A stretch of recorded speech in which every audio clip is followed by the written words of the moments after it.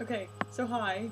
It's like late. It's like 10. So okay, in my time, it's not that late. My time, this is still early. But I've had a lot to do today, and I don't know where I am anymore. And I just spent like a bajillion hours in the library. I was there for 6 hours yesterday. I was there for like 3 hours today. I was there for like a bajillion. Yeah, okay. I've been in the library a lot lately.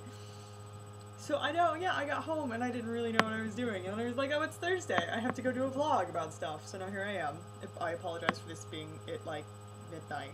Hopefully it'll be up before midnight. It's still Thursday. It counts. I'm doing this on Thursday. I recorded it on Thursday. I'm gonna stop talking about how it's Thursday. I just needed you all to be aware that it was Thursday and that I'm on time. I can do things on time. I promise. This is the product of very little sleep. I'm gonna stop talking and talk about what I'm supposed to talk about, which is books. Right. So this week was books that favorite authors and favorite books. I'm gonna try and keep it narrow because it's a pretty big topic. I'm gonna do one play. There's a lot of there's a lot of playwrights that I really love. Most of my collection is scattered. I've borrowed most of my plays over the years, so I don't own that many. I mean, I do. I own a whole lot. But nobody that I really think is anybody that I should be talking about right now. I mean, I do kind of love all of them, but there's so many. I'm not even going to go into that. I'm going to talk briefly about Shakespeare. This is my favorite Shakespeare play ever. I love Twelfth Night. I love Twelfth Night. There's a lot of reasons why I love Twelfth Night. I just love Shakespeare in general. Here's the thing about Shakespeare, though. I love watching Shakespeare. I love Shakespeare in production. I don't necessarily love reading Shakespeare. I think that's one of the things that that's unique about my love of Shakespeare. Not so much about mine in general, but Shakespeare writes so well for like production purposes. There's so many different things you can do with Shakespeare. It's fantastic. Yeah, I just think he's awesome. He had a good use of language, and he made up words, and they're like common vernacular now. So like, go him. I want to be able to make up words and just have everybody believe they're real.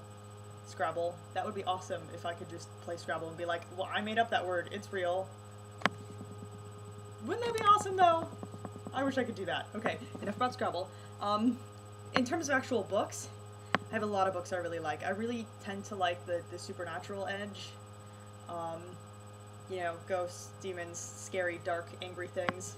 Like, I like fluffy and happy as much as the next person, but I also like it generally when people get eaten by monsters. I just enjoy that. In saying that, one of my favorite authors ever is Stephen King.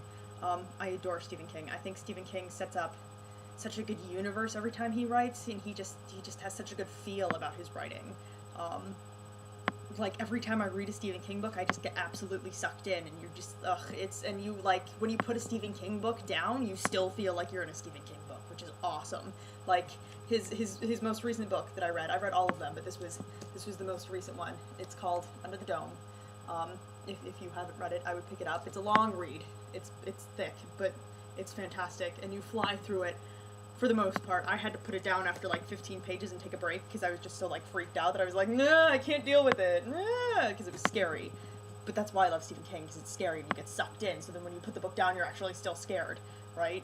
Like, how many books can do that? How many authors can say that they legitimately scared you so much? Like Clive Barker does that to me sometimes. I don't have any Clive Barker's books with me either. I should really own Clive Barker because I love Clive Barker as well, and I think he sets up great characters and really great environments. And yeah, so, but his use of you know, universe is really fantastic. Stephen King, read him.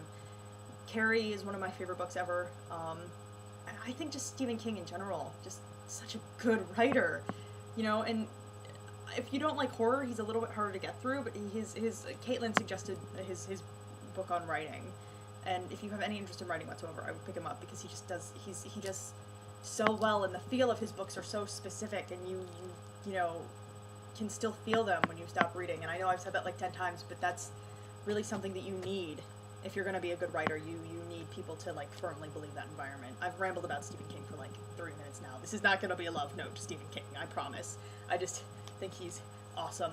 Other author that I think is fantastic is Neil Gaiman.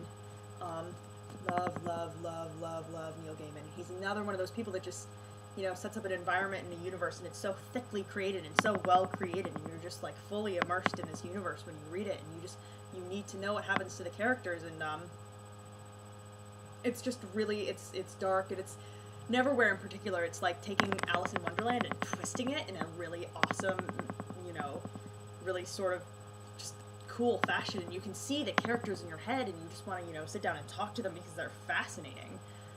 And so is the whole story. It just like drags you along, and it's, you know, he's got, you know, this book in particular has this whole city that's like underneath the city of London, and that's just like the coolest concept ever. I really like the concept of things that are, you know, right there, but they're hidden at the same time. And it's just such a cool juxtaposition, because you think in a society like today that nothing could really be hidden, but the thought that there's a whole city just like chilling there underneath London is really awesome. So pick this one up. I like it a lot. I suggest it. The other Neil Gaiman book that I absolutely adore is actually, he partner wrote this with Terry Pratchett, who's another, you know, sort of sci-fi writer who I think is fantastic. His use of words is great. This is called Good Omens. And this really, I have an obsession with angels and demons. Like, horrible. Like, I have this ridiculous knowledge of angels and demons. Like, I'm an encyclopedia when it comes to angels, which is stupid, but whatever. Good Omens.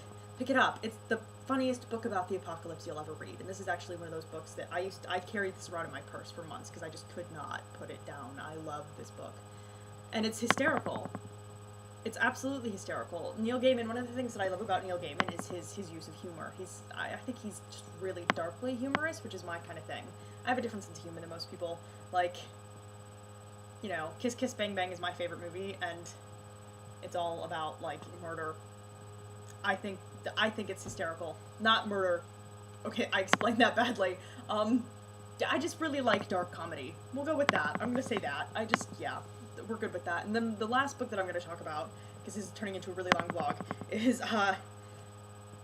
it's okay. Kitty in the Midnight Hour is the first one, and it's Carrie Vaughn. And I love these books because I'm in love with her main character. Her main character is this radio talk show host who's a werewolf, and her name is Kitty. And she's one of the most fantastic female characters I think anybody's ever created. This is urban fantasy. And I love Carrie Vaughn's writing because I connect so well to the characters, and I think anybody can connect to the characters. Like, she's such a strong female character, but she's not so strong in the way that, like, she becomes male almost, which is, like, a danger that I think people run into sometimes.